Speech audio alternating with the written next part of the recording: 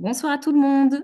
Soyez les bienvenus ici à ce webinaire du Farmer Case du nom de ce procès climatique lancé en mars dernier. Eh bien, je pense qu'on va commencer. Soyez donc les bienvenus. On est ravis que vous soyez là ce soir. Ça nous fait bien plaisir que vous soyez connectés. Merci pour votre intérêt. Nous sommes ensemble donc jusqu'à 21 heures. Je m'appelle Aline Wavreil et je suis chargée de com à la Ligue des droits humains. Avant de commencer, je dois vous dire que nous enregistrons ce webinaire pour pouvoir eh bien, le faire voyager tout simplement. Ce soir, on vous propose une soirée en deux temps. Le premier temps avec quatre intervenants, on va y revenir tout de suite.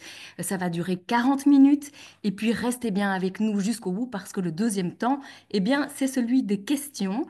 Sur ce procès climatique, on aura 20 minutes environ. Si besoin de clarifier des choses dans la première partie, eh bien, vous pouvez poser des questions par écrit dans l'outil Q&A. Antoine Collard de Greenpeace est aussi connecté et il vous répondra. Et donc, au générique de ce webinaire, il y a donc dans le premier rôle Hugues Fallis, agriculteur qui assigne en justice Total Énergie. Bonsoir Hugues. Bonsoir, Tu vas bonsoir donc à nous tous et expliquer toutes. les raisons pour lesquelles eh bien, tu t'es lancé dans ce procès. Émilie Djawa, elle est avocate au cabinet Progress Lawyers Network. PLN, bonsoir, hein, Émilie, merci d'être ici aussi. Tu représentes Hugues et les associations qui ont fait intervention volontaire dans cette affaire. On va tout vous expliquer, ne vous inquiétez pas. Il y a donc Greenpeace, la Ligue des droits humains et FIAN Belgium. Émilie va revenir sur le calendrier de l'affaire, mais aussi sur les arguments qui s'opposent dans ce procès climatique. Bonsoir ManuelEgen. Bonsoir. Toi, tu es chargé de plaidoyer chez FIAN et tu vas nous expliquer les demandes qui sont portées par les ONG dans le cadre de ce procès. Et puis enfin, Mathias Petel est doctorant à l'UC Louvain et à Harvard. Bonsoir. Bonsoir.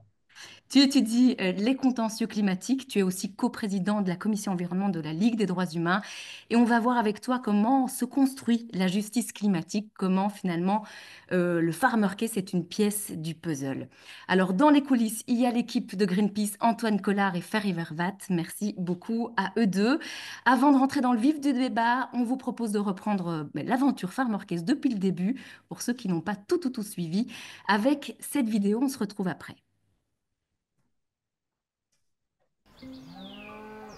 Je m'appelle Hugues, je suis agriculteur et éleveur depuis une trentaine d'années en Belgique, dans la province du Hainaut. Mon métier, c'est travailler la terre, aussi une production de fraises, un élevage bio, des charolaises qui sont nourries intégralement par les productions de la ferme. Et tout ça en lien avec le climat qui décide de beaucoup de choses. Et quand le climat ne va pas, c'est mon métier qui ne va pas. J'ai décidé de poursuivre Total Energy parce que je considère qu'ils ont une très lourde responsabilité dans les dérèglements climatiques. Mais concrètement, en 2018, 20 et 22, les prairies qu'on voit derrière moi étaient roussies, les bêtes mangeaient pratiquement les racines de l'herbe, il a fallu acheter du fourrage et il a même parfois fallu vendre des animaux pour diminuer le cheptel, pour arriver à passer l'hiver tout simplement. Allez, viens. Avant de réduire le cheptel pour s'adapter au dérèglement, il y avait une soixantaine de mères. Aujourd'hui, il en reste 35. Ce ballot de foin, c'est la pièce maîtresse de l'exploitation. Donc on a récolté ça au mois de mai, ce printemps. Ça sert à nourrir les animaux quand ils sont dans les étables. Évidemment, à la bonne saison, les animaux se nourrissent dans les prairies directement. En année climatique difficile, c'est évident que c'est là qu'on voit la grosse différence, c'est qu'on en produit beaucoup moins, on est obligé d'en acheter à l'extérieur pour nourrir le cheptel.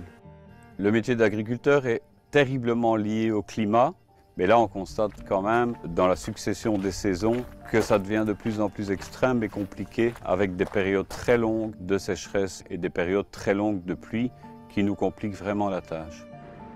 Les dérèglements climatiques sur mon exploitation, c'est aussi un stress de ne pas savoir de quoi demain sera fait, un stress au niveau de l'organisation du travail. On ne peut pas semer à des périodes où il faudrait semer, on ne peut pas récolter à des périodes où il faudrait récolter. Cette inquiétude par rapport au dérèglement climatique, elle est générale dans la profession, dans le monde agricole. Tout le monde est conscient qu'on est occupé de vivre un grand changement. On se pose la question, si ça continue et si ça empire, qu'est-ce qu'on va faire? Pour la première fois en Belgique, un citoyen et 3 associations poursuivent en justice une multinationale pour sa responsabilité dans le dérèglement climatique. Pour défier ce géant des énergies fossiles, Hugues a besoin de vous. Nous avons besoin de vous. Ensemble, mettons Total Énergie face à ses responsabilités.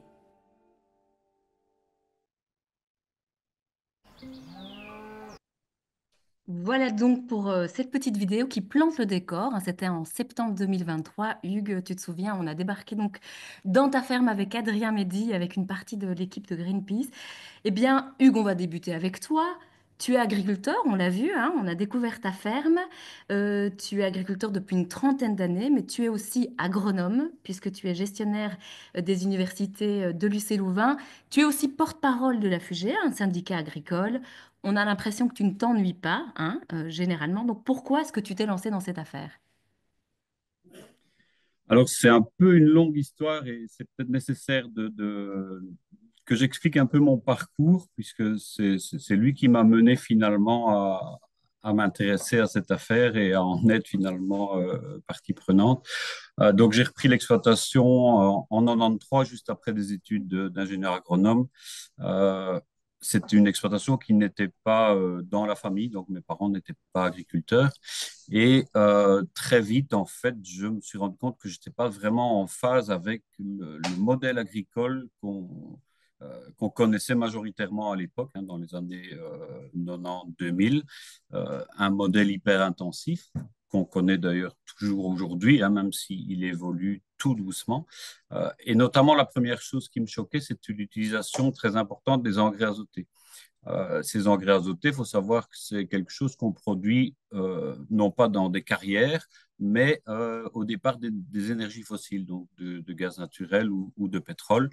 Et donc, je me disais, on parlait déjà à l'époque de la raréfaction des ressources d'énergie fossile, je me disais, ce modèle basé sur les engrais azotés n'a pas d'avenir à long terme ou à moyen terme, en tout cas sur quelques générations. Et donc, ça a été un peu l'initiateur chez moi d'une évolution des pratiques sur ma ferme, une recherche d'autonomie, euh, finalement pour arriver aussi, pour se passer des pesticides qui me posaient problème pour d'autres raisons, notamment ma santé, à passer en bio en 2016-2017. Ensuite, j'ai eu l'occasion d'enseigner dans une haute école qui formait des bacheliers en agronomie. Euh, C'était pour moi une volonté, un désir de transmettre en fait à de jeunes qui se destinaient à faire ce métier-là, ce que j'avais expérimenté sur mon exploitation.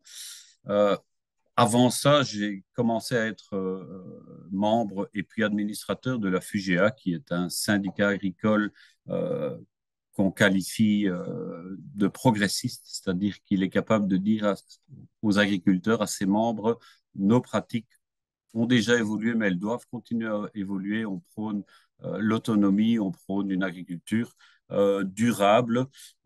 Voilà, donc tout ça, finalement, m'a amené il y a 5 ou 6 ans à être, j'ai envie de dire, débauché par l'université pour être responsable des fermes universitaires parce qu'ils avaient un projet de réforme de ces fermes axé transition. Donc, ils m'engageaient pour passer une partie en bio, le reste en agriculture de conservation et pour en fait réorienter toutes les recherches sur ces fermes universitaires vers la transition. Et donc finalement, ben, quand j'ai rencontré des bénévoles de la Ligue et également des juristes de l'UC Louvain qui m'ont parlé de ce projet d'attaquer une carbone major, je me suis dit, d'une part, que j'avais peut-être le profil pour le faire et que d'autre part, c'était un peu boucler la boucle de tout mon parcours. Voilà, je ne sais pas si c'est compréhensible comme explication, mais en tout cas, moi, je le vis un peu comme ça. Je me pose moi-même la question pourquoi je me suis laissé embarquer là-dedans, mais c'est comme ça que je l'explique. Peut-être aussi, si on demande à mon psychologue, mais je ne le rencontre pas, il me dirait peut-être que c'est pour lutter contre mon éco-anxiété que j'ai besoin de faire quelque chose d'un peu ambitieux. En tout cas, on l'entend, hein, la transition, elle fait vraiment partie de ton parcours à chaque étape. Justement, quelles sont les pratiques clés que tu défends? On l'a déjà vu avec Donc, notamment l'autonomie fourragère hein, que tu as mis en place sur ta oui, ferme. oui, oui. Donc, cette quête d'autonomie a commencé par, en fait, la- le fait de se libérer des énergies fossiles, notamment via les engrais azotés, et aussi de diminuer la consommation d'énergie de mon activité agricole, notamment aussi par la diminution du travail du sol, l'installation de l'agriculture de conservation de sol qui instaure des pratiques sur la ferme qui vont respecter beaucoup mieux la vie du sol, les taux d'humus, lutter contre l'érosion, toutes ces Ça veut dire choses-là, qu'on ne c'est des travaille aspects pas de le sol, la conservation du sol, c'est ça, hein. on le travaille le moins en tout cas. Donc on supprime quasiment le labour et les travaux les plus intensifs du sol, on essaye de s'en passer aussi.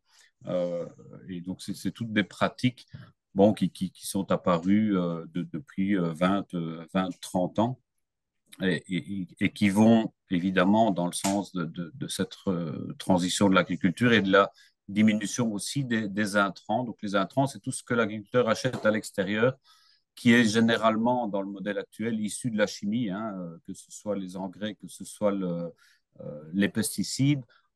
La diminution des intrants, c'est la transition de l'agriculture pour diminuer notre empreinte sur la planète. Alors, tu parles dans la vidéo, c'est une action en responsabilité civile. On expliquera tout ça un petit peu plus tard avec Émilie, hein, devant le tribunal de l'entreprise de Tournai. Elle repose donc sur des dommages que le dérèglement climatique a occasionné à ta ferme.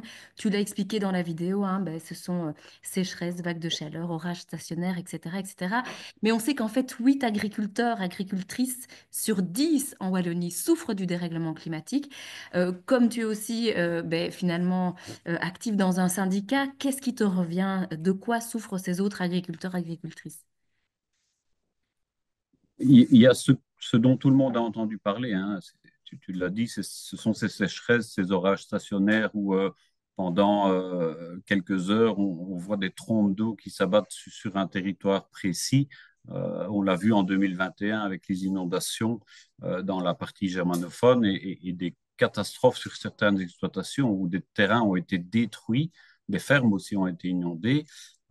Mais ce qu'on observe aussi et qui à la limite fait encore plus peur aux agriculteurs, c'est euh, la succession et la répétition de phénomènes anormaux, des très longues périodes de pluie.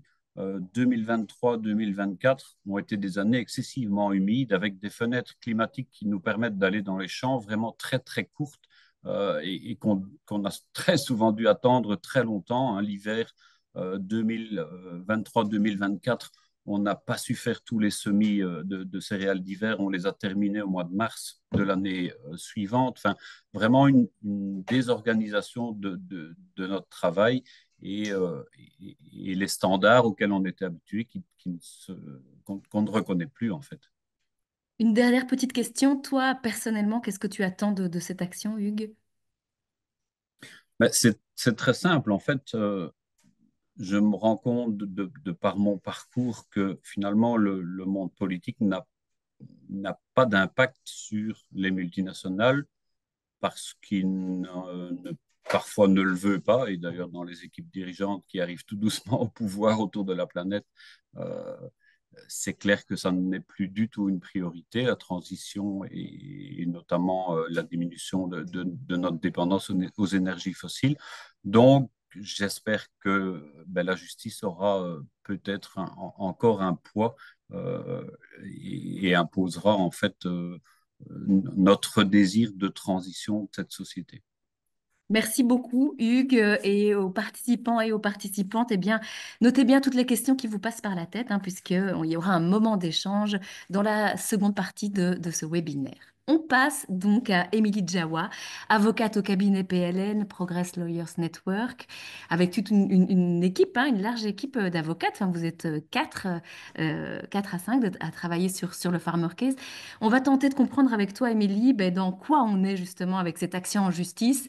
Juste pour poser les bases, il s'agit d'une action en responsabilité civile et ça se passe devant le tribunal de l'entreprise de Tournai, c'est ça, hein? Oui, exactement. Donc, en deux mots, qu'est-ce qu'une action en responsabilité civile en droit belge? Ça implique que, on est une personne qui commette une faute et que si cette faute est la cause d'un dommage à une autre personne, la personne fautive doit pouvoir réparer, indemniser la personne qui a été lésée. Et donc, ici, on reproche à Total Energy d'avoir commis cette faute en étant responsable du dérèglement climatique, ce qui a causé des dommages à Hugues et aux trois associations, pardon. Et donc, c'est Hugues qui a introduit l'action. Donc, c'est lui qui a lancé l'action en responsabilité civile devant le tribunal d'entreprise de Tournai. Et les trois ONG ont fait ce qu'on appelle une intervention volontaire. C'est-à-dire qu'elles ne sont pas seulement en soutien symbolique à l'action, mais elles sont vraiment parties à l'action en justice. Et pourquoi est-ce qu'on se trouve devant le tribunal de l'entreprise de Tournai? Parce que Hugues agit ici en sa qualité de fermier, donc il est considéré comme une entreprise, et il est actif dans l'arrondissement judiciaire de Tournai, et il attaque une autre entreprise, donc on est dans un conflit entre deux entreprises à Tournai. Alors, on en est où dans l'affaire? Est-ce que tu peux faire un petit tour assez rapide sur le calendrier? Le lancement de l'action, c'était le 13 mars 2024, ça va bientôt faire un an. Qu'est-ce qui s'est passé ce jour-là? Et puis, qu'est-ce qui s'est passé depuis? Ah ben voilà, justement, une petite ligne du temps. Ouais. Donc en mars 2024, on a lancé la citation, c'est-à-dire qu'on a officiellement saisi la justice en appelant Total Energy à répondre à nos arguments devant le juge. Et donc la citation, c'est l'acte qui marque le début d'une procédure en justice. Et donc on notifie à l'entreprise qu'elle devra se présenter devant le juge pour répondre à nos arguments. Et ensuite, on a décidé du calendrier des conclusions. Donc, c'est le planning de la procédure. Et donc, en septembre 2024, on a reçu les premiers arguments de Total Energy. Donc, ils ont répondu à notre citation. On a pu y répondre à nouveau en décembre dernier. Et maintenant, on attend leurs nouveaux arguments pour mars 2025. On pourra encore y répondre en juin 2025. Donc là, c'est notre dernier mot. Et Total aura une dernière chance d'écrire en octobre 2025. Et donc, une fois que nos arguments écrits, donc ce qu'on appelle les conclusions, seront terminés, on fera place aux plaidoiries. Et donc, celles-ci auront lieu le 19 et 26 novembre 2025. Donc, vous pouvez déjà noter la date. Et c'est à ce moment-là que, devant le juge ou la juge, on pourra présenter nos arguments oralement et que Total pourra faire de même. Et ce sera une sorte de dernier face-à-face où tous nos arguments seront clarifiés. C'est aussi l'occasion de pouvoir insister sur certains points et de clarifier notre dossier de pièces, par exemple. Après les plaidoiries, on espère que le juge ou la juge pourra rendre une décision d'ici janvier 2026. Voilà, donc des mois très intenses qui vous et nous Ouais. attendent. Ben, on est évidemment curieux de savoir ce qu'il y a dans ces conclusions, tant dans celles de Total Energy que dans les nôtres. Energy estime, en tout cas ça, c'est un peu la colonne vertébrale hein, de son argumentaire, la multinationale, elle estime que ben, elle n'a pas commis de faute du tout et nous, on n'est pas d'accord. Oui, c'est ça. On n'est pas d'accord. Et donc, en résumé, on reproche plusieurs choses à Total Energy. Donc, d'abord, il faut savoir que Total est un des principaux émetteurs de gaz à effet de serre dans le monde. Et on voit qu'en fait, depuis au moins 1970, elle connaissait l'impact de ses activités, mais l'a délibérément dissimulé. Et dans un second temps, on voit qu'elle a commencé et continue encore aujourd'hui à développer des pratiques de lobbying.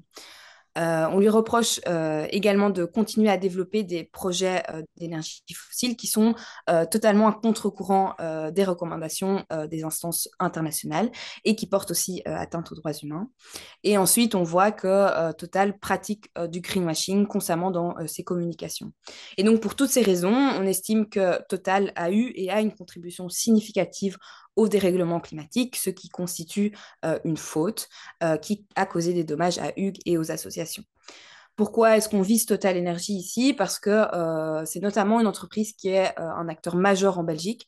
C'est la première, la première entreprise qui raffine et distribue en énergie fossile en Belgique.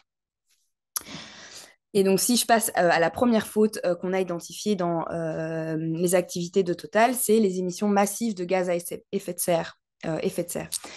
Et donc, pour se démontrer cette faute-là, on va notamment se baser sur le rapport de Eade, qui est un rapport scientifique qui est paru dans une revue et qui a, sur base de plusieurs techniques de calcul, conclu que Total faisait partie de la vingtaine d'entreprises actives dans les énergies fossiles, qui est responsable de plus de 2 tiers des émissions industrielles accumulées depuis l'ère pré-industrielle. C'est donc très conséquent. Et un des points de débat par rapport au rapport de Eade, c'est que les calculs que Eade nous expose dans son enquête, c'est qu'elles prennent en compte les émissions de ce qu'on appelle le scope 3. Et donc, qu'est-ce que le scope 3? Selon le protocole gaz à effet de serre, donc c'est un outil qui a été développé notamment avec plusieurs grandes entreprises pétrolières. Le scope 3, c'est l'ensemble des émissions indirectes qui sont consécutives à l'activité de l'entreprise, mais dont l'entreprise n'a pas directement le contrôle. Donc, ça veut dire que lorsque moi, je vais faire mon plein d'essence chez Total Energy et que je conduis avec cette essence-là, ce sont des émissions du scope 3. Et donc, à ce sujet, par exemple, Total va nous reprocher de prendre en compte les émissions du scope 3 dans le calcul des émissions massives de GES, tandis qu'elle, elle nous reproche enfin, elle nous dit qu'elle n'est pas responsable du comportement de ses consommateurs, donc elle n'est pas responsable de moi qui vais faire mon plein chez Total. Mais de toute façon, que Total ait ou non une influence sur le scope 3, la prise en compte du scope 3 dans les calculs des émissions d'une entreprise fait partie d'une technique de calcul qui est communément admise dans le monde scientifique. Et ça a même été considéré comme nécessaire par plusieurs instances d'un point de vue juridico-politique. Et donc, on voit que même Total Energy, dans tous ses rapports, prend en compte les émissions du scope 3 dans le calcul de ces stratégies énergétiques. Il y a un argument qui revient souvent justement dans l'argumentaire de Total Energy, c'est qu'elle ne fait, tu l'as dit, hein, que répondre à la demande. Est-ce qu'elle a raison d'estimer qu'on ne peut pas prendre en compte ce fameux scope 3? Eh bien, en soi, au-delà du fait qu'il est courant de prendre en compte le scope 3, on constate de toute façon que Total a bel et bien une énorme influence sur le marché, ce qui lui permet aussi d'influencer la demande et donc d'augmenter ou non le scope 3. Et donc, elle-même développe dans sa stratégie énergétique un tout tas de leviers d'action qui reposent sur le scope 3 lui-même. Et donc, on voit par exemple, si je vous cite une phrase de sa stratégie énergétique qu'on peut retrouver très facilement sur leur site, c'est qu'elle développe des actions pour contribuer à faire évoluer la demande énergétique des clients du groupe Total Energy, donc c'est nous par exemple, en traduisant, en développant des techniques d'accompagnement de l'électrification, de la mobilité de ses consommateurs et ses consommatrices. Et donc, elle nous dit clairement, directement, qu'elle a une influence sur les émissions du scope 3 et donc sur la demande en énergie. Donc, c'est un argument qui ne fait pas vraiment sens puisqu'elle admet elle-même qu'elle a une influence sur son marché et que la demande ne se crée pas toute seule, elle la crée aussi d'une certaine manière. Et donc, si je passe à la faute suivante qu'on a identifiée, donc on peut passer à la slide suivante. C'est qu'au-delà des émissions massives de GES, on sait que Total savait au moins depuis 1970 que ces activités avaient un impact sur le dérèglement climatique. Et sur ce point-là, on se base sur une recherche d'historiens français qui ont eu directement accès aux archives de Total Energy. Et plusieurs de ces archives montrent que Total savait clairement, elle avait connaissance de l'impact délétère de sa production en énergie fossile pour la planète. Mais en fait, elle a activement nié cette réalité depuis au moins 1970 et elle a semé le doute sur cet impact pour éviter qu'on la contraigne à réduire ses émissions. Et cette dissimulation a eu dans un premier temps pour effet de retarder le développement de premières politiques climatiques. Et dans un second temps, une fois que l'impact du dérèglement climatique a commencé à être reconnu plus largement, on voit qu'elle a plutôt développé des techniques de lobbying, donc elle a financé des campagnes de désinformation et elle exerce encore aujourd'hui une pression considérable dans l'établissement de nouvelles politiques contre le dérèglement climatique. Et donc, à titre d'exemple, elle fait partie de l'Union internationale de gaz, qui, à ce jour, est est souvent présente dans des groupes de lobbying pour faire pression sur les politiques mondiales en matière climatique. Un des arguments qu'on essaye aussi de déconstruire dans ces conclusions, c'est que Total Energy répète souvent que c'est un acteur modèle de la transition énergétique. On a quand même un petit peu de mal à le croire. Oui, effectivement, et ça c'est une des dernières choses qu'on reproche à Total Energy, c'est que en plus d'essayer de freiner les politiques climatiques, elle présente un plan de transition qui n'est pas du tout convaincant par rapport à l'objectif neutralité carbone qui est fixé pour 2050. Et donc son plan de transition ne permet pas non plus de respecter le budget carbone qui est fixé pour ne pas dépasser les 1,5 degrés. Qu'est-ce que l'objectif neutralité carbone en deux mots? C'est que d'ici 2050, pour chaque tonne de CO2 émise, celle-ci devra pouvoir être absorbée. Et par ailleurs, pour atteindre l'objectif de 1,5 degré, il faut qu'on respecte un budget carbone, c'est-à-dire qu'on doit déjà aujourd'hui limiter de manière stricte nos émissions de CO2 pour pouvoir atteindre cet objectif. Et donc, il y a un consensus scientifique sur la manière d'atteindre ces objectifs. C'est-à-dire que il faut faire deux choses. Il faut arrêter tout investissement dans de nouveaux projets d'énergie fossile et il faut diminuer la production de gaz et de pétrole. Mais on voit qu'en fait, Total agit totalement en contradiction avec ces deux recommandations. Oui, tu peux expliquer en quoi justement? Ouais, donc on voit que son plan de transition qui est publié sur son site est totalement insuffisant pour respecter le budget carbone qui est fixé. Et donc, par exemple, en 2022, elle a approuvé encore 9 nouveaux projets d'hydrocarbures. Et cette même année-là, c'était l'entreprise qui avait approuvé le plus de nouveaux projets en énergie fossile. Elle est aussi à l'origine de 23 bombes climatiques. Donc, ce sont des gros projets d'énergie fossile qui nous enferment dans des décennies d'émissions de gaz à effet de serre. Et un autre élément frappant, c'est qu'en octobre 2024, donc il y a quelques mois, Total Energy a, dans sa présentation aux investisseurs, prévu une hausse de production d'hydrocarbures de 3% par an. Et donc c'est totalement en contradiction avec la nécessité de réduire la production de gaz et de pétrole. Et donc, à côté de cela, même si elle essaye d'avancer, qu'elle investit considérablement dans les énergies renouvelables et qu'elle fait sa part, on voit que ces investissements dans les énergies bas carbone sont totalement dérisoires et que finalement, elle ne fait qu'acquérir des projets qui sont déjà existants et qui ne permettent pas de produire davantage d'énergie renouvelable. Et pour vendre son plan de transition, elle va également nous présenter plusieurs techniques, plusieurs produits qui serait bien pour justement promouvoir ces énergies renouvelables. Et donc, elle va par exemple nous présenter le gaz naturel comme une énergie de transition, alors qu'on voit que c'est tout aussi néfaste pour notre planète et que ce n'est pas dans cette énergie qu'il faut investir aujourd'hui. On voit aussi qu'elle va recourir à plusieurs techniques, donc les marchés carbone, les CCUS, qui sont considérées comme innovatrices selon elle. Mais pourtant, on voit qu'elles sont non seulement pas assez efficaces, et en plus qu'elles sont incertaines d'un point de vue scientifique. Et à côté de ça, elles portent gravement atteinte aux droits humains. Donc, par exemple, elles exproprient des communautés de leurs terres. Et donc, au vu de tous ces éléments-là, on se rend compte que la communication de Total Energy, donc, qui se présente comme un acteur modèle de transition, c'est juste du greenwashing, ce qui constitue aussi une faute. Super, merci beaucoup Émilie et merci d'ailleurs à toute l'équipe du cabinet PLN, Marie, Mick, Loïka, Pauline et Thomas qui travaillent d'arrache-pied sur le Farmer Case. Alors on a expliqué, vous avez entendu Hugues Fallis, on vous a expliqué ce que l'on reprochait à Total Energy. Je vous propose maintenant de vous intéresser aux ONG qui sont actives dans le Farmer Case. Il y a Greenpeace, il y a la Ligue des droits humains et il y a FAN. Alors Manuel Eggen, est-ce que tu veux bien justement nous expliquer quel est le rôle des ONG dans cette procédure? Oui, merci Aline. Effectivement, moi je suis le porte-parole un petit peu de la super équipe des ONG, composée de membres des 3 ONG qui soutiennent la plainte de Hugues et animent un petit peu la campagne autour du procès.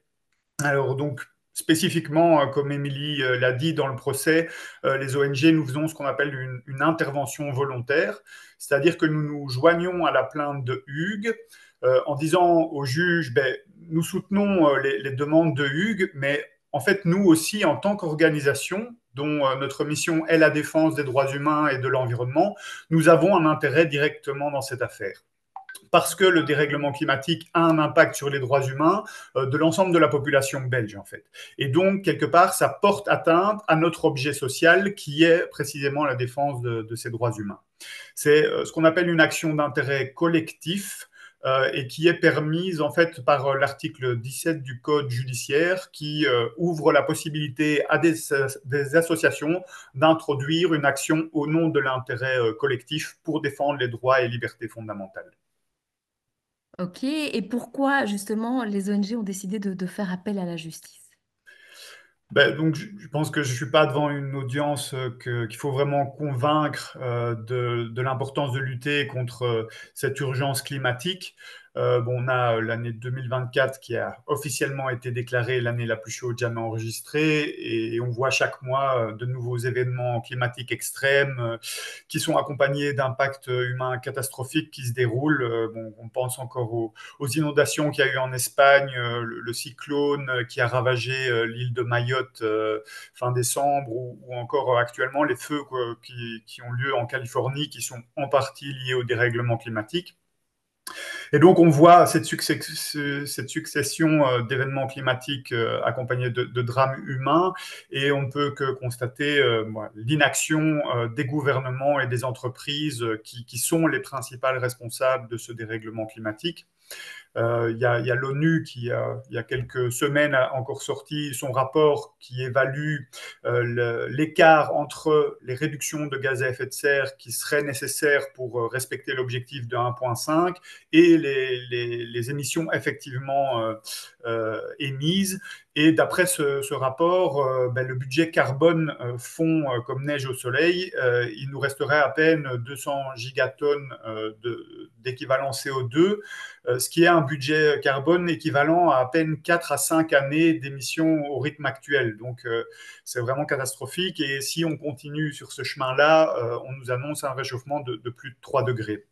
Donc, c'est un peu cette situation réellement problématique devant laquelle on se trouve et avec un sentiment peut-être un peu de frustration et d'impuissance qu'on commence à ressentir de plus en plus parce que malgré les alertes répétées du GIEC et des scientifiques et malgré les mobilisations citoyennes qu'on a vues, les choses ne changent pas vraiment au niveau politique et des entreprises.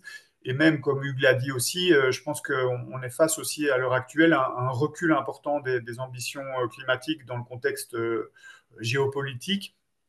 Et donc, on pense et on participe comme ça à un mouvement mondial qui pense que la justice peut être un rempart de l'état de droit et que ça peut être un moyen efficace pour contraindre les États à respecter leurs engagements et empêcher les entreprises de continuer à détruire impunément la planète.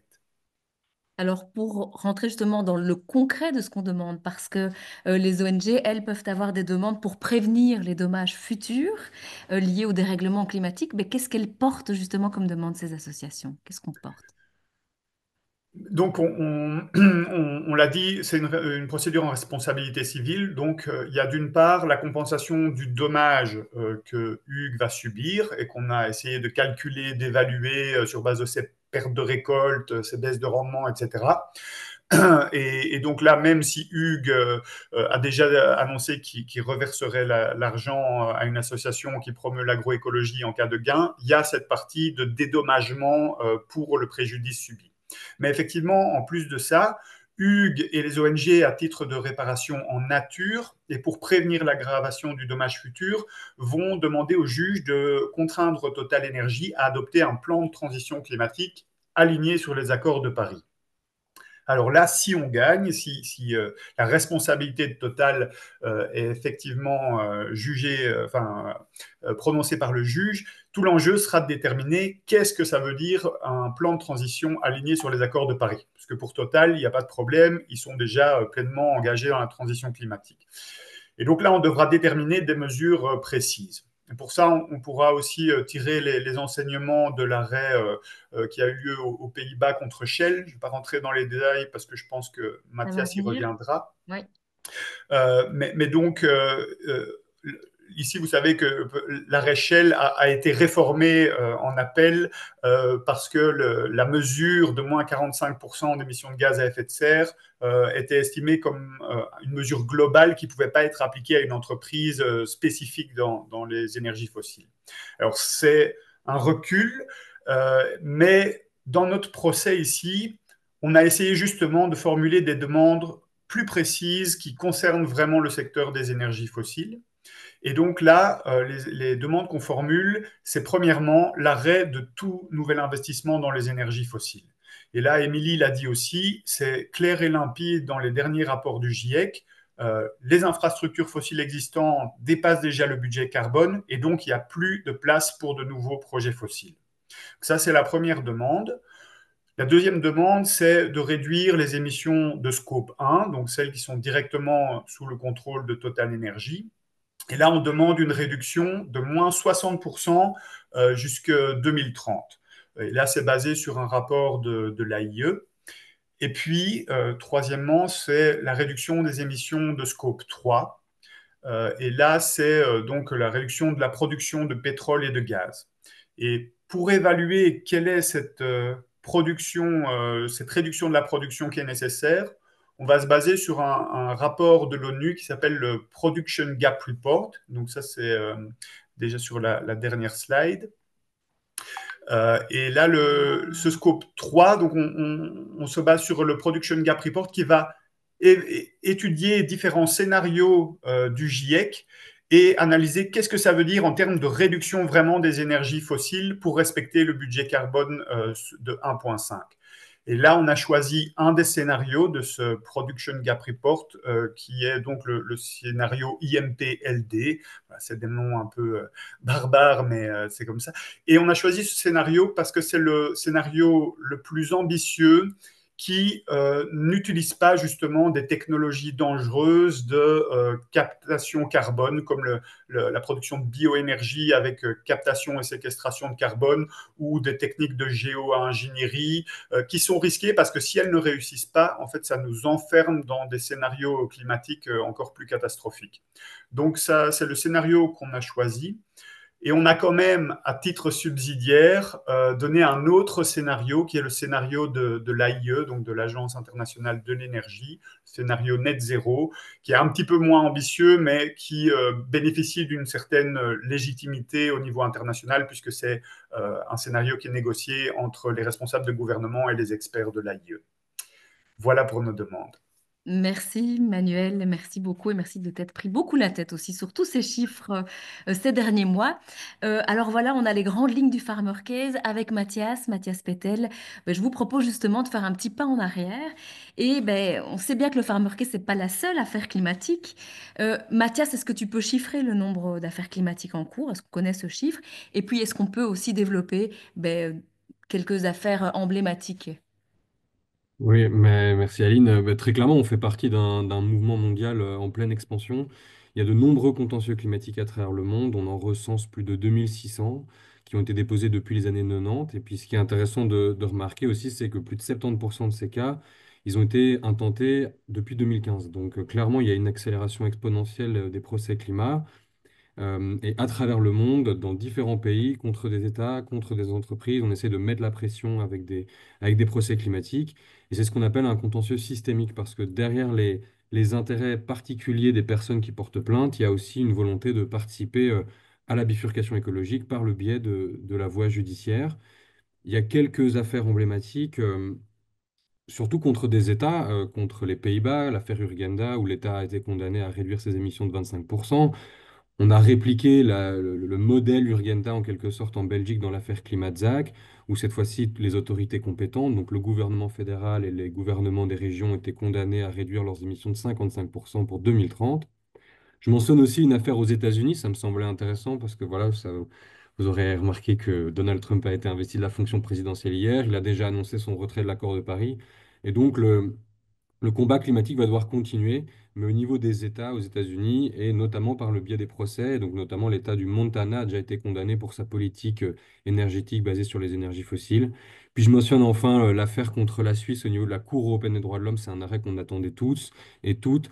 parce que l'interprétation qu'allait donner la Cour des droits fondamentaux allait évidemment pouvoir être des leviers dans tous les procès à travers l'Europe. Et la Cour a très clairement établi que l'inaction climatique était une violation des droits humains. Et donc maintenant que ça s'est posé, on peut réutiliser cet argument dans les différents procès. Alors ça, c'est des actions contre des États. Après, il y a aussi des actions contre les entreprises. C'est le cas de la nôtre. On n'est pas les seuls. Il y a évidemment l'affaire Shell dont parlait Manuel. Alors dans cette affaire, il y a eu deux décisions. Il y a eu la décision de première instance en 2021. L'entreprise avait été condamnée à réduire ses émissions de 45% d'ici à 2030. Et puis une décision plus récente en décembre qui est une décision un peu ambivalente. Il y a le verre à moitié plein, il y a le verre à moitié vide. Du côté du verre à moitié plein, il y a l'idée que les entreprises ont une responsabilité climatique. Ça, la Cour d'appel l'a rappelé. La Cour de Paris ne peut pas reposer sur les seules épaules des États. Il faut que les entreprises prennent elles-mêmes des mesures d'atténuation de réduction de gaz à effet de serre. Mais cette responsabilité climatique, la Cour, et là c'est le verre à moitié vide malheureusement, elle estime qu'elle ne peut pas la chiffrer elle-même. Elle ne peut pas imposer une réduction chiffrée. Le chiffre de 45%, elle le juge un petit peu arbitraire, c'est-à-dire que ce chiffre, il sort d'un rapport du GIEC qui estime que au global, dans le monde, on devrait réduire de 45% nos émissions, mais elle estime qu'on ne peut pas passer de ce chiffre global, cette moyenne, à une injonction pour une entreprise. Par contre, elle fait clairement un appel du pied pour de futurs procès. Quand on lit l'arrêt entre les lignes, voire même parfois explicitement, elle estime qu'elle elle pouvait pas imposer une réduction chiffrée. Par contre, elle aurait au moins pu imposer à Shell de ne pas faire l'inverse de ce qu'il faudrait faire, c'est-à-dire d'arrêter les nouveaux investissements.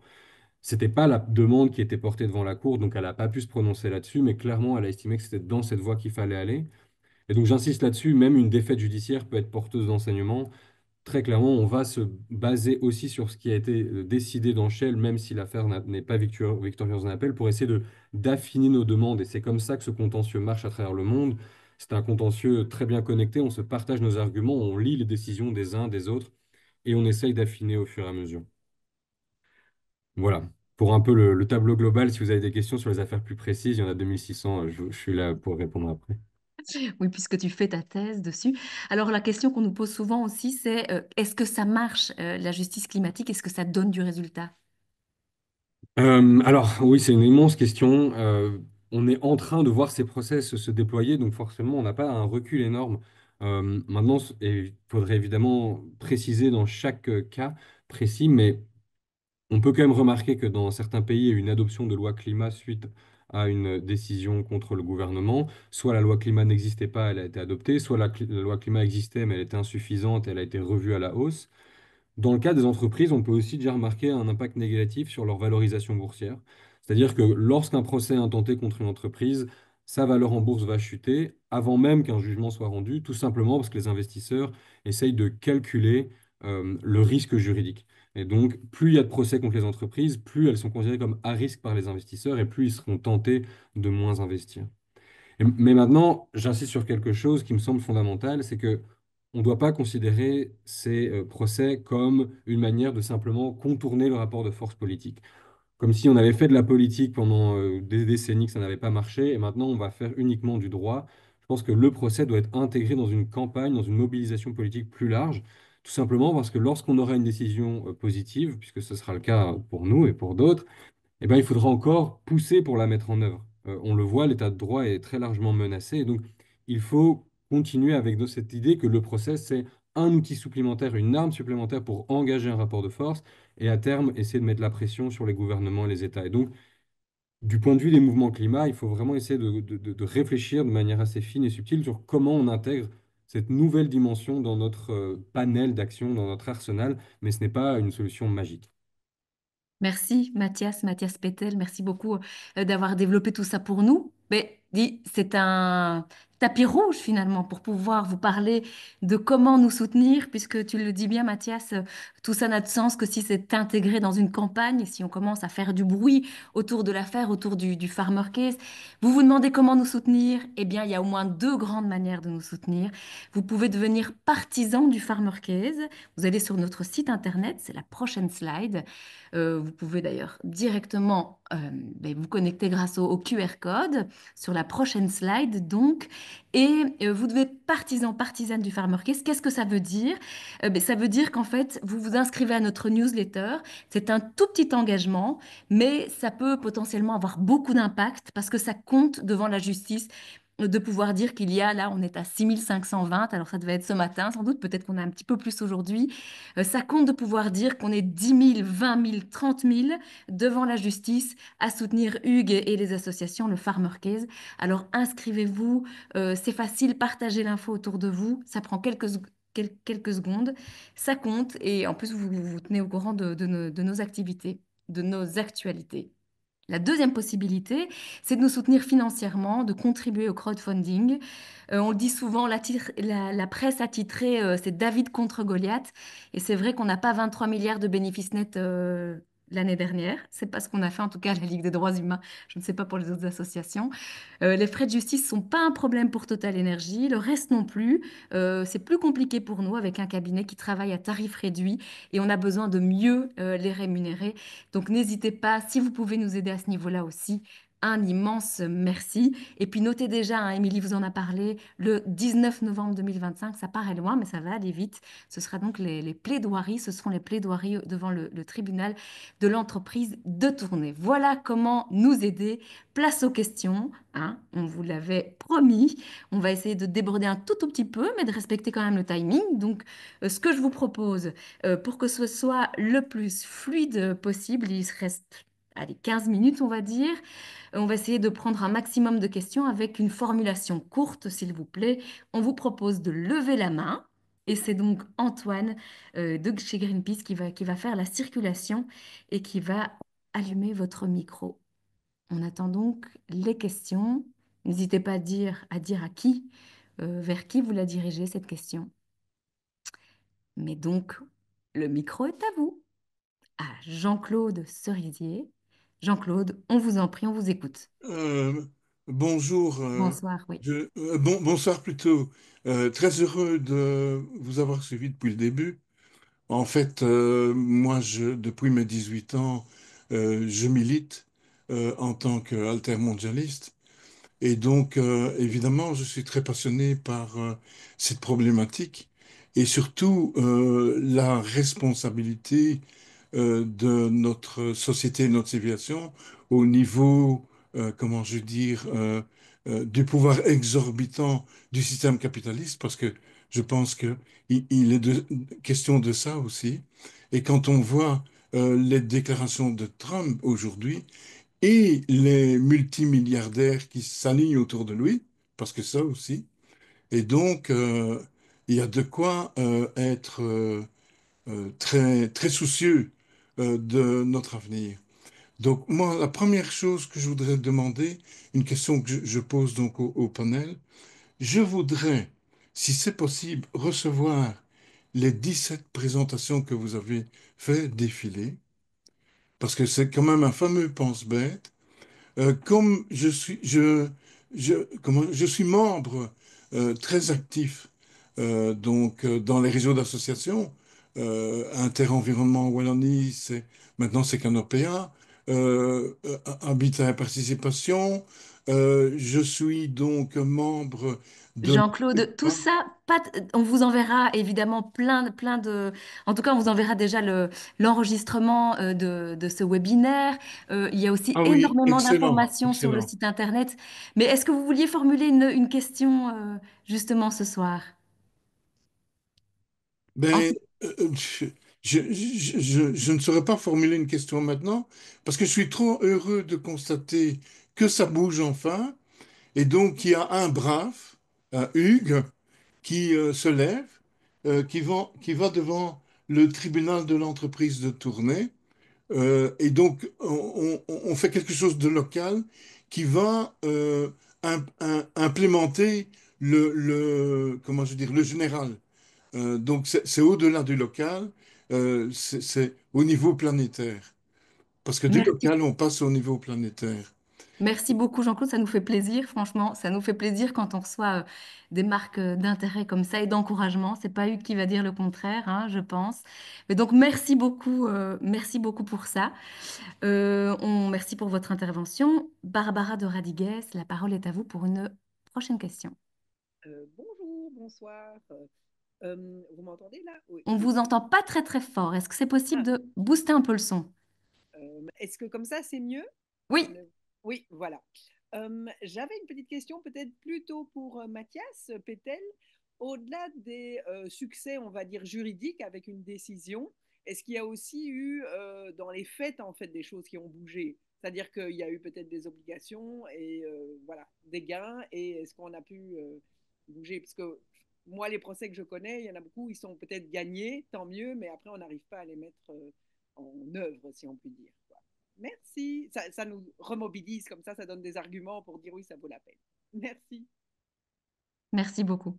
À toi, Mathias. Oui, bah, en fait, déjà, il y a plein de procès victorieux dont on parle peu parce que simplement des plaintes qui sont effectuées contre des projets de développement, notamment d'énergie fossile. Et donc, il y a plein de procès victorieux qui passent un peu, dont on ne parle pas beaucoup, mais simplement des projets n'ont juste pas vu le jour parce que le procès a été victorieux et donc ça a permis à des communautés locales généralement de résister face à des projets extractivistes. Donc ça, c'est un premier élément. Après, sur des procès de plus grande ampleur qui ne visent pas un projet en particulier, mais qui visent vraiment une transformation des politiques, soit publiques ou des politiques commerciales et d'investissement. Bah, il y a des lois climat, très clairement, la loi climat allemande, elle est reliée directement à un procès qui a été gagné devant la Cour constitutionnelle allemande. La loi climat néerlandaise, on peut la relier au procès gagné devant Urgenda.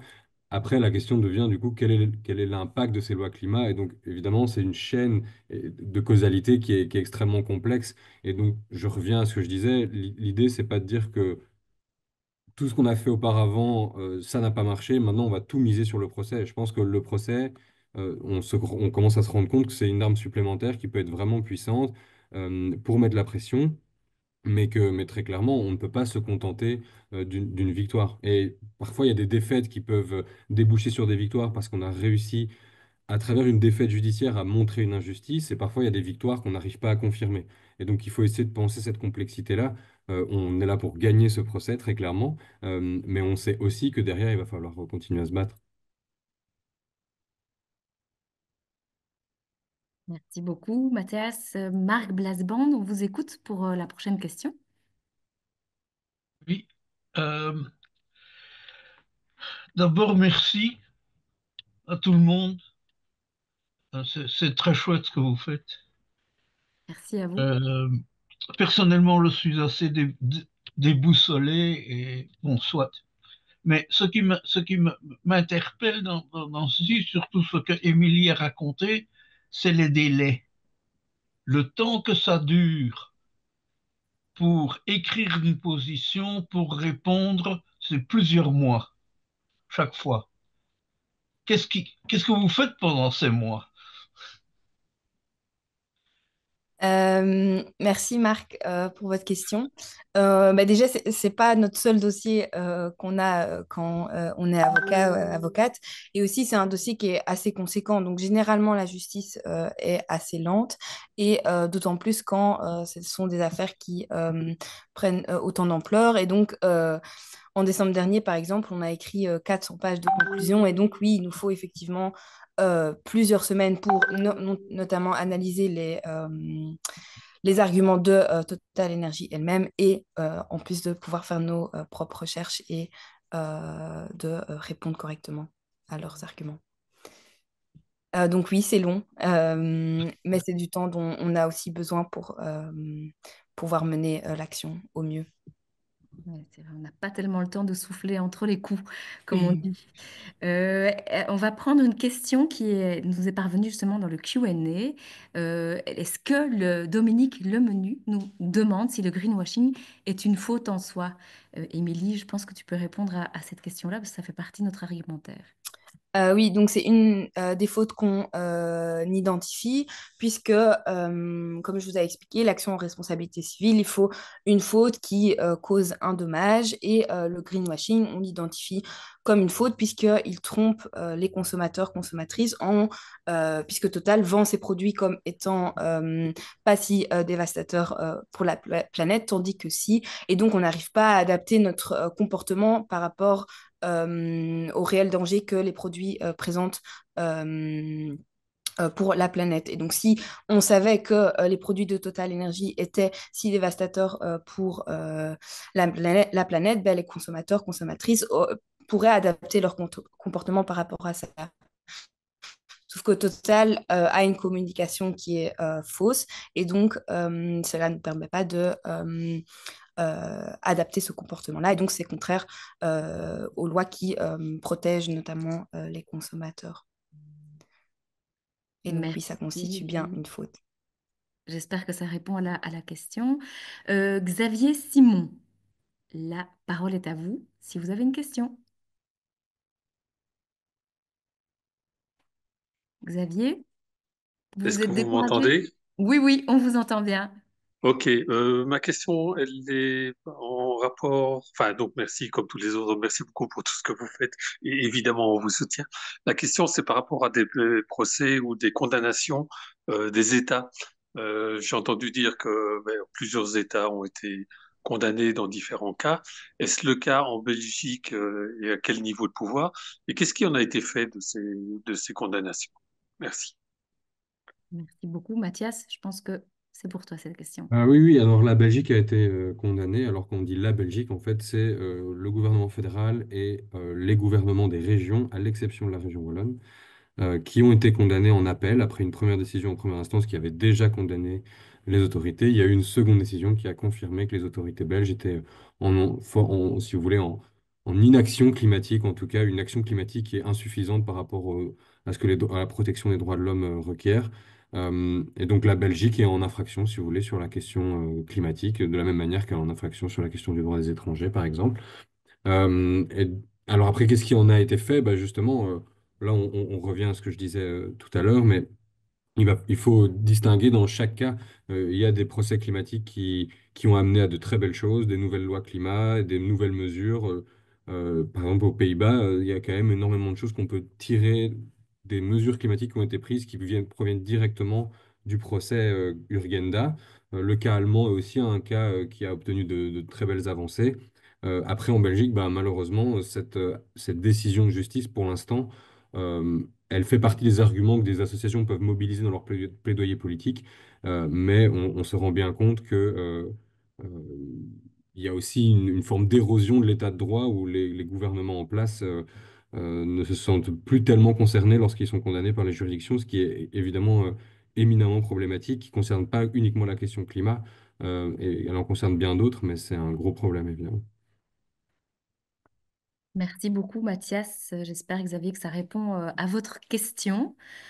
On a une question qui est arrivée aussi, une question écrite, une question de Julia Catala, qui nous demande si on risque d'être attaqué par Total en retour, en diffamation, par exemple. Manuel, est-ce que tu veux répondre à cette question? Oui, donc c'est toujours un risque, effectivement. Dans le jargon, on appelle ça des SLAP, des Strategic Lawsuit Against Public Participation. Donc, c'est des moyens que les entreprises essayent pour museler un peu les voix de la société civile, de les attaquer systématiquement en justice. Pas uniquement dans la perspective de gagner vraiment en diffamation, mais aussi pour leur faire peser des poids des procédures, des lenteurs de procédures et des frais judiciaires. Effectivement, avec Fian, on a une autre procédure en cours où on est attaqué en diffamation par une grande entreprise. Ici, dans le cas présent, en tout cas, Total n'a pas encore annoncé qu'elle attaquerait en diffamation. Il faut savoir aussi qu'on est très prudent dans ce qu'on dit et donc toutes les informations qu'on donne sont argumentées, sont référencées, que ce soit sur le site web ou dans nos communications. Donc on prend le maximum de précautions par rapport à ça, mais évidemment, on n'est jamais à l'abri d'une attaque de ce genre. Merci beaucoup, Manuel. Je me permets de répondre à une question qui a été posée sur comment devenir pledger, ou en tout cas à quoi faisait référence le QR code. Je suis désolée, c'est peut-être passé un petit peu vite, mais on avait l'impression d'avoir déjà un peu de retard. Et donc, il y a deux QR codes qui vous ont été montrés tout à l'heure. Le premier QR code, c'était celui pour devenir partisan, mais vous retrouvez tout ça sur notre site defarmercase.be. Vous allez à soutenir Hugues, et là, vous avez donc deux façons de nous soutenir. Ici, c'est donc partisan. Je deviens partisan. En fait, vous vous inscrivez à la newsletter. C'est important de cocher la petite case. Je souhaite être tenu au courant de la campagne de Farmer Case. Ça nous permet de vous envoyer nos newsletters et ça nous permet surtout de dire devant la justice qu'on est nombreux à soutenir cette action.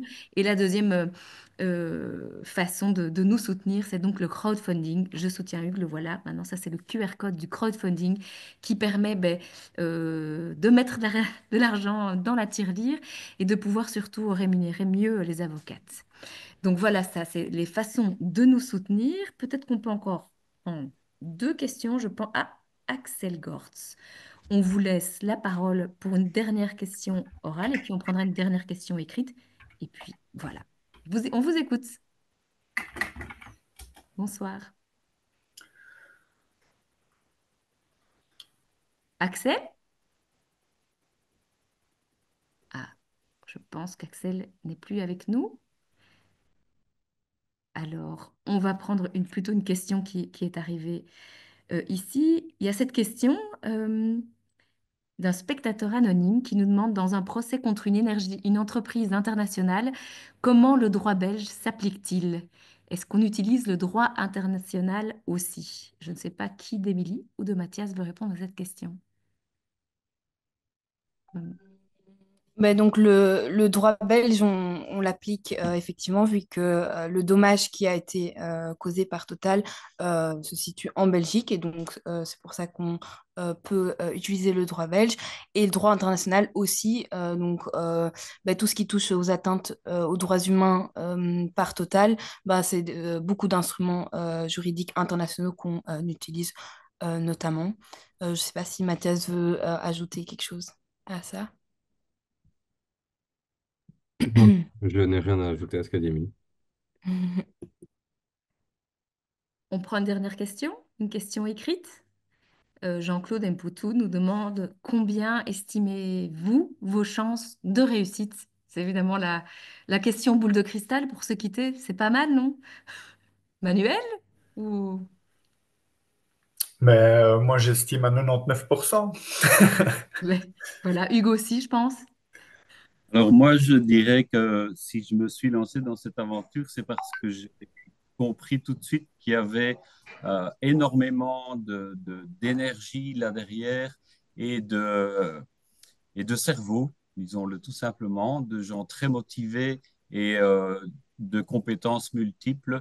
Et c'est bien nécessaire et indispensable pour aller au-devant des gens qui sont payés par Total Energy pour être défendus. Donc ça m'a donné confiance et je reste très confiant. Manuel, tu veux rajouter quelque chose ou... Ben, je pense qu'on est confiant, qu'on a très envie et que la motivation, ça peut soulever des montagnes, n'est-ce pas? Hein? En tout cas, oui, Mathias? Bah, je vais répondre à Françoise Passelot qui a écrit quand même dans le chat qui va contrôler si l'entreprise. Ah, Parce que je trouve que super. c'est une question qui est intéressante. Euh, Si on fait effectivement condamner Total, on peut aussi demander au juge qu'on a fait de lui imposer des astreintes. C'est-à-dire que chaque jour qui passe que Total ne répond pas aux demandes qui lui sont imposées par le tribunal, elle doit payer une certaine somme. Et donc, on a aussi ce levier-là pour taper dans le portefeuille de Total pour s'assurer. Et donc, on l'a fixé, je vous cache pas, à un niveau assez élevé. En tout cas, enfin, c'est des chiffres qui nous paraissent très élevés, évidemment. Et donc, voilà, le juge, s'il estime il y a un risque total, essaye d'échapper à sa responsabilité, pourra aussi fixer des astreintes. Donc, je pense que c'est un outil juridique qu'il est aussi important de connaître. Super, merci Mathias. Alors, on va pas pouvoir répercuter toutes les questions qui arrivent là, qui arrivent là maintenant directement sur le Q&A, notamment concernant l'interdiction de collaboration universitaire avec Total Energy. Ça, malheureusement, évidemment, ce ne sont pas nos prérogatives à nous, notre possibilité de le faire.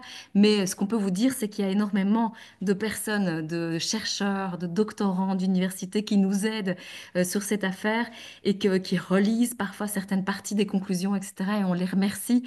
Je ne sais pas s'ils sont là ce soir, mais en tout cas, on les remercie du fond du cœur parce que c'est ce qui permet aussi de construire avec eux cette affaire de manière si sérieuse, on espère en tout cas.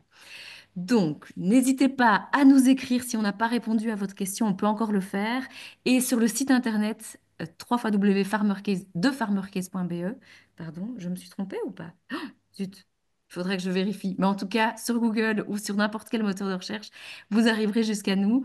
Ne vous inquiétez pas, il y aura encore d'autres événements, d'autres rencontres pour pouvoir nous poser toutes les questions que vous voulez. En tout cas, merci d'avoir participé à ce webinaire. N'hésitez pas à vous inscrire à la newsletter.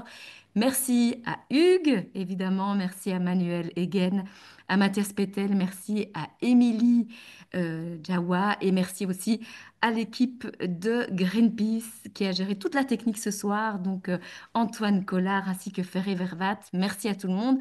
Bonne soirée à tous et à toutes. Et donc, c'était bien de farmercase.be. Merci, spectateurs anonymes. C'est trop sympa de nous donner la bonne info. Merci aussi pour vos encouragements. Belle soirée à tout le monde.